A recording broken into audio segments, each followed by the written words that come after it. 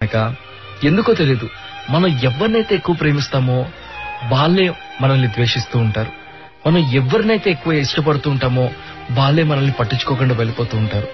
ఎంతో బాధ కలుగుతూ ఉంటది కదా. ఐ డోంట్ నో, రియల్లీ చాలా మందికి సిచ్యువేషన్ కనెక్ట్ అయ్యే ఉంటది. ఎవరినైతే మనం ఇష్టపడతామో వాళ్ళతోనే ఎక్కువ ప్రాబ్లమ్స్ వస్తూ ఉంటాయి. వాళ్ళు మనల్ని అవాయిడ్ చేస్తున్నా, వాళ్ళు మనల్ని మాట్లాడకపోయినా, మన ముందే వేరే వాళ్ళతో క్లోజ్ గా ఉంటున్నా కూడా ఏదో తెలియని ఫీలింగ్. మరి ఆ ఫీలింగ్ నుంచి బయటపడాలి అంటే మనల్ని మనం స్ట్రాంగ్ చేసుకోవాలి. వాళ్ళే కదా మన లైఫ్ లో, ఇంకా చాలా మంది ఉన్నారు మన లైఫ్ లో అని చెప్పేసి మనకు మనం రియలైజ్ అవ్వాలి. ఎస్, ఎప్పుడైతే నువ్వు రియలైజ్ అవ్వో ఆ పర్సనే కాదు ఇంపార్టెంట్ నా లైఫ్ లో, నా లైఫ్ నాకు ఇంపార్టెంట్, నా హ్యాపీనెస్ నాకు ఇంపార్టెంట్.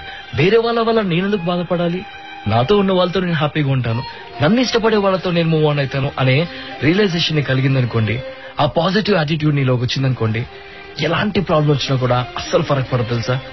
బికాస్ మనం ఉన్నది హ్యాపీగా ఉండడం కోసం, అంతేగాని వేరే వాళ్ళ వల్ల బాధపడడం కోసం కాదు. ఇష్టపడదాం, ఆ ఇష్టాన్ని మనలో ఉంచుకుందాం.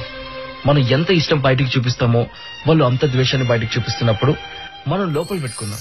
అప్పుడు వాళ్ళు ఆ ఇష్టాన్ని మిస్ అవుతారు కాబట్టి వాళ్ళే వన్ డే మన దగ్గరికి వస్తారు. అప్పుడు మనలో దాచుకున్న ఆ ఇష్టాన్ని మొత్తాన్ని కూడా బయటపడదాం. దెన్ దే రియలైజ్ ఎగ్జాక్ట్ గా ఇప్పటిదాకా వాళ్ళు ఏం మిస్ అయ్యారు లైఫ్ లో అని చెప్పేసి. హౌస్ ఇట్, ఆలోచించండి.